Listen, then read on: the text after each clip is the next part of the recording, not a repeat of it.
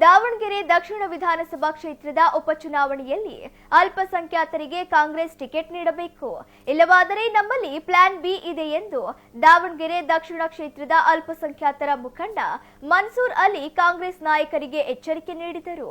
ಸುದ್ದಿಗೋಷ್ಠಿಯಲ್ಲಿ ಮಾತನಾಡಿದ ಅವರು, ದಾವಣಗೆರೆ ದಕ್ಷಿಣ ವಿಧಾನಸಭಾ ಕ್ಷೇತ್ರದ ಶಾಸಕ ಶಾಮನೂರು ಶಿವಶಂಕರಪ್ಪ ಅವರು ನಿಧನರಾದ ಹಿನ್ನೆಲೆಯಲ್ಲಿ ದಕ್ಷಿಣ ಕ್ಷೇತ್ರಕ್ಕೆ ಉಪಚುನಾವಣೆ ನಡೆಯುತ್ತಿದ್ದು, ಈ ಬಾರಿ ಮುಸ್ಲಿಂ ಸಮುದಾಯದ ನಾಯಕರಿಗೆ ಟಿಕೆಟ್ ನೀಡಬೇಕೆಂದು ಆಗ್ರಹಿಸಿದರು. ನಾವು ಹಲವು ವರ್ಷಗಳಿಂದ ಕಾಂಗ್ರೆಸ್ ಪಕ್ಷದ ಶಾಸಕ ಶಾಮನೂರು ಶಿವಶಂಕರಪ್ಪ ಅವರಿಗೆ ಬೆಂಬಲ ನೀಡುತ್ತಾ ಬಂದಿದ್ದು, ಇದೀಗ ನ್ಯಾಯಯುತವಾಗಿ ನಾವು ನಮ್ಮ ಸಮುದಾಯಕ್ಕೆ ಟಿಕೆಟ್ ಕೇಳುತ್ತಿದ್ದೇವೆ. ನಮ್ಮಲ್ಲೂ ಹಲವು ಜನ ಆಕಾಂಕ್ಷಿಗಳು ಇದ್ದಾರೆ. ಯಾರಿಗೆ ಟಿಕೆಟ್ ನೀಡಿದರೂ ನಾವು ಬೆಂಬಲ ನೀಡಿ ಕಾಂಗ್ರೆಸ್ ಭದ್ರಕೋಟೆಯನ್ನು ಕಾಪಾಡಿಕೊಳ್ಳುತ್ತೇವೆ ಎಂದರು. ಹಿಂದೆ ನಮ್ಮ ಸಮುದಾಯಕ್ಕೆ ಬಂದ ಬಿ ಫಾರಂ ಹರಿದು ಹಾಕಿದ್ದು ಗೊತ್ತೇ ಇದೆ. ಆವಾಗ ದಕ್ಷಿಣ ಕ್ಷೇತ್ರ ಬಿಟ್ಟು ಎಲ್ಲಾ ಕ್ಷೇತ್ರದಲ್ಲೂ ಕಾಂಗ್ರೆಸ್ ಸೋತಿದೆ. ಈ ಬಾರಿ ನಮ್ಮ ಅಲ್ಪಸಂಖ್ಯಾತರಿಗೆ ಟಿಕೆಟ್ ನೀಡದಿದ್ದರೆ ಅದೇ ಪರಿಸ್ಥಿತಿ ಮತ್ತೆ ಬರುತ್ತೆ ಎಂದು ಎಚ್ಚರಿಕೆ ನೀಡಿದರು. ಈ ಬಾರಿಯೂ ಅಲ್ಪಸಂಖ್ಯಾತರಿಗೆ ಟಿಕೆಟ್ ನೀಡದೇ ಇದ್ದರೆ ನಮ್ಮ ಬಳಿ ಪ್ಲಾನ್ ಬಿ ಇದೆ. ಅದರಂತೆ ಸಮುದಾಯದ ಸಭೆ ನಡೆಸಿ ಅದರ ತೀರ್ಮಾನದಂತೆ ನಡೆದುಕೊಳ್ಳುತ್ತೇವೆ ಎಂದರು. ಸುದ್ದಿಗೋಷ್ಠಿಯಲ್ಲಿ ಇನಾಯತ್ ಅಲಿ ಖಾನ್, ಹಾಕಿ ಅರೀಫ್, ಮಹಬೂಬ್ ಬಾಷ್, ಫರಾಜ್ ಖಾನ್, ನಿಜಾಮ್ ಬಿಲಾನ್, ಇಮ್ರಾನ್ ಅಲಿ, ಅಮೀರ್ ಖಾನ್ ಇದ್ದರು. ತಿಳಿದಿರುವ ಹಾಗೆ ಇನ್ನೇನು ಕೆಲವೇ ದಿನಗಳಲ್ಲಿ ದಾವಣಗೆರೆ ದಕ್ಷಿಣ ವಿಧಾನಸಭಾದ ಚುನಾವಣೆ ಘೋಷಣೆ ಆಗ್ತಾ ಇದೆ. ಈ ಒಂದು ತಿಂಗಳಲ್ಲಿ ತಾವು ನೋಡ್ತಾನೆ ಇದ್ದೀರಾ ಏನು ಪ್ರೋಗ್ರೆಸ್ ಆಗ್ತಾ ಇದೆ, ಏನು ಮಾಧ್ಯಮದಲ್ಲಿ ಹೇಳಿಕೆಗಳು ಬರ್ತಾ ಇದ್ದೇವೆ ಅಂತ. ನಾವು ನಮ್ಮ ಸಮಾಜದ ಮುಖಂಡರು, ಯುವಕರೆಲ್ಲ ಸೇರಿ ಒಂದು ದಿನಾಂಕ 10/2/2026 ಶನಿವಾರದಂದು ಒಂದು ಜಿಲ್ಲಾ ಮುತಲ್ಲಿಗಳ ಮತ್ತು ಮುಖಂಡರ ಸಭೆಯನ್ನು ಮಾಡಿದ್ವಿ. ಆ ಸಭೆಗೆ ನಮ್ಮ ದಾವಣಗೆರೆ ನಗರದಲ್ಲದೆ ಪ್ರತಿಯೊಂದು ಜಿಲ್ಲೆಯ ಒಂದು ಮಸೀದಿಯ ಮುತಲ್ಲಿ ಅಂದರೆ ಏನು ನಮ್ಮ ಮುತಲ್ಲಿ ಅಧ್ಯಕ್ಷರಿರ್ತಾರೆ ಅವರು ಮತ್ತು ಸಮಾಜದ ಮುಖಂಡರೆಲ್ಲ ಸೇರಿ ಒಂದು ತೀರ್ಮಾನ ಮಾಡಿದ್ದಾರೆ. ಈ ಬಾರಿ ಕಾಂಗ್ರೆಸ್ ಪಕ್ಷದಿಂದ ಒಂದು ಅಲ್ಪಸಂಖ್ಯಾತರಿಗೆ ಟಿಕೆಟ್ ಕೊಡಿಸಬೇಕು ಮತ್ತೆಲ್ಲರೂ ಸೇರಿ ಪ್ರಯತ್ನ ಮಾಡಿ ಗೆಲ್ಲಿಸಬೇಕು.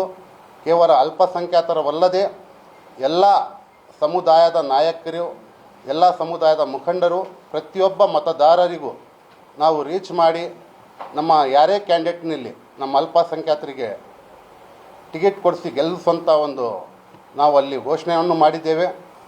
ದಕ್ಷಿಣ ಕ್ಷೇತ್ರದಿಂದ 94ರಿಂದನೂ ಕೂಡ ಡಾಕ್ಟರ್ ಶಾಮನೂರು ಶಿವಶಂಕರಪ್ಪ ಸ್ಪರ್ಧೆ ಮಾಡ್ತಾ ಬಂದರೂ ಕೂಡ ನಮ್ಮ ಸಮಾಜದ ಎಲ್ಲ ಮುಖಂಡರು, ಭಾಳಷ್ಟು ಜನ ಆಕಾಂಕ್ಷಿಗಳಿದ್ದರೂ ಕೂಡ ನಮ್ಮ ಶಾಮನೂರು ಶಿವಶಂಕರಪ್ಪರವರ ಒಂದು ನಾಯಕತ್ವಕ್ಕೆ ತಲೆಬಾಗಿ ತ್ಯಾಗ ಮಾಡಿ ಟಿಕೆಟನ್ನು ಕೇಳದೆ ಅವರಿಗೆ ನಾವು ಗೆಲ್ಸ್ಕೊತ ಬರ್ತಾನೇ ಇದ್ದೀವಿ.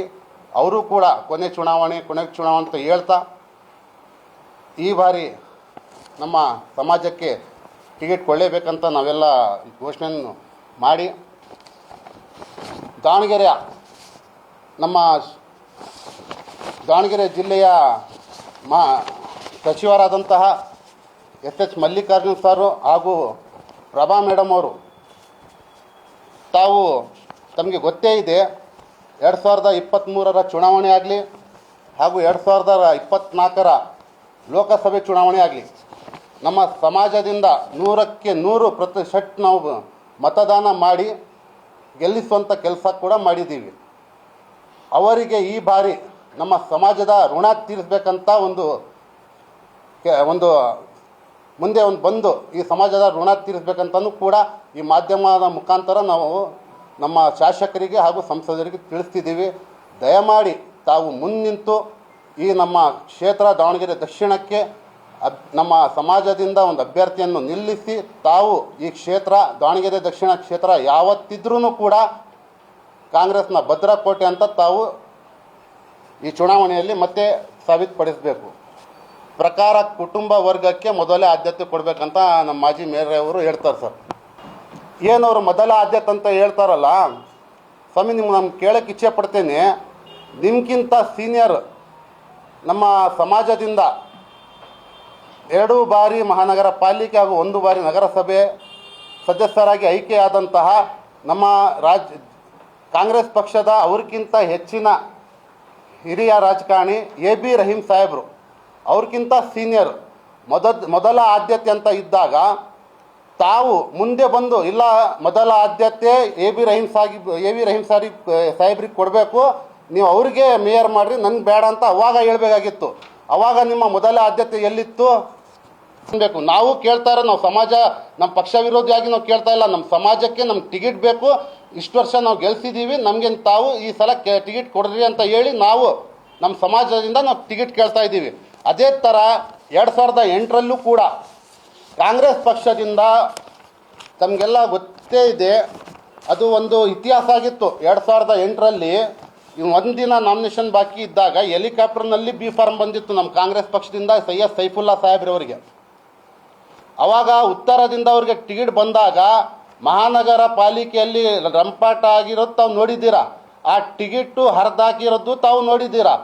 ಆ ಸಿಟ್ಟು ಯಾವ ಥರ ಇತ್ತಂತ ಹೇಳಿದರೆ 2008ರಲ್ಲಿ ಏನು ಟಿಕೆಟ್ ಹರಿದಾಕಿದ್ದಾಗ ಅದೇ 2008ರ ಚುನಾವಣೆಯಲ್ಲಿ ನಮ್ಮ ದಾವಣಗೆರೆ ದಕ್ಷಿಣ ಕ್ಷೇತ್ರ ಒಂದು ಬಿಟ್ಟು ಉಳ್ಕಿದ್ದೆಲ್ಲ ಕ್ಷೇತ್ರ ಕಾಂಗ್ರೆಸ್ ಪಕ್ಷ ಸೋತಿತ್ತು, BJP ಪಕ್ಷ ಅವಾಗ ಅಧಿಕಾರಕ್ಕೆ ಬಂದಿತ್ತು.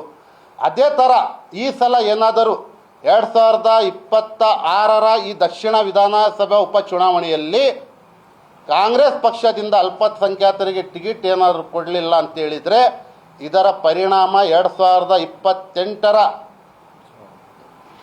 ಚುನಾವಣೆಯಲ್ಲಿ ಕಾಂಗ್ರೆಸ್ ಪಕ್ಷ ನೋಡಕ್ಕೆ ಆಗುತ್ತೆ. ದಯಮಾಡಿ ನಾನು ಒಂದು ಕಾಂಗ್ರೆಸ್ ಪಕ್ಷದ ಕಾರ್ಯಕರ್ತನಾಗಿ, ಮುಖಂಡರನ್ನಾಗಿ ನಾನು ನಮ್ಮ ದಾವಣಗೆರೆ ಜಿಲ್ಲೆಯ ಸಚಿವರಿಗೂ, ಸಂಸದರಿಗೂ ಹಾಗೂ ದಾವಣಗೆರೆ ಭಾಗದ ಎಲ್ಲ ಪಕ್ಷದ ಮುಖಂಡರಿಗೂ ಹಾಗೂ ರಾಜ್ಯದ ಎಲ್ಲ ನಾಯಕರಿಗೂ ದಯವಿಟ್ಟು ಕಳಕಳಿಯ ಮನವಿ ಮಾಡ್ತೀನಿ.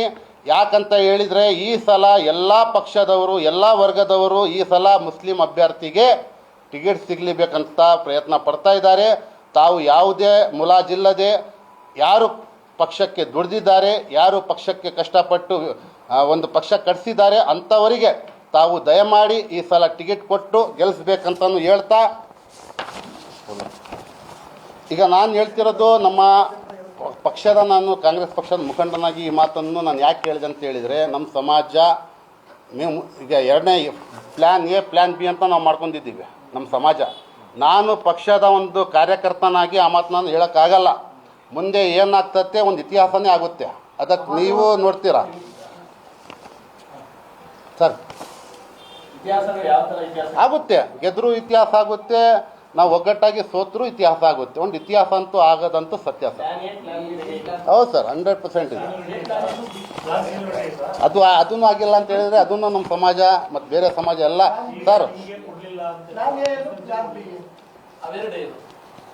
ಸರ್ ದಿನಗಳೇ ತಿಳಿಸ್ತಿರೋದು. ಸರ್ ಪ್ಲಾನ್ ಎ ನಮ್ಮದು.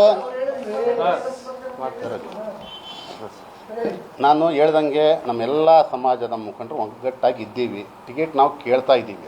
ನಾನೊಂದು ಪಕ್ಷದ ಮುಖಂಡನಾಗಿ ಇಷ್ಟೇ ಹೇಳಬಲ್ಲೆ, ನಮ್ಮ ಪಕ್ಷಕ್ಕೆ ಮುಖಂಡರಿಗೆ ಈ ಸಲ ಟಿಕೆಟ್ ಕೊಟ್ಟು ನಮ್ಮ ಕ್ಷೇತ್ರ, ನಮ್ಮ ಮತದಾರರು ಮತ್ತು ನಮ್ಮ ಕಾರ್ಯಕರ್ತರಿಗೆ ತಾವು ಉಳಿಸ್ರಿ ಅಂತ ನಾನು ಹೇಳಬಲ್ಲೆ.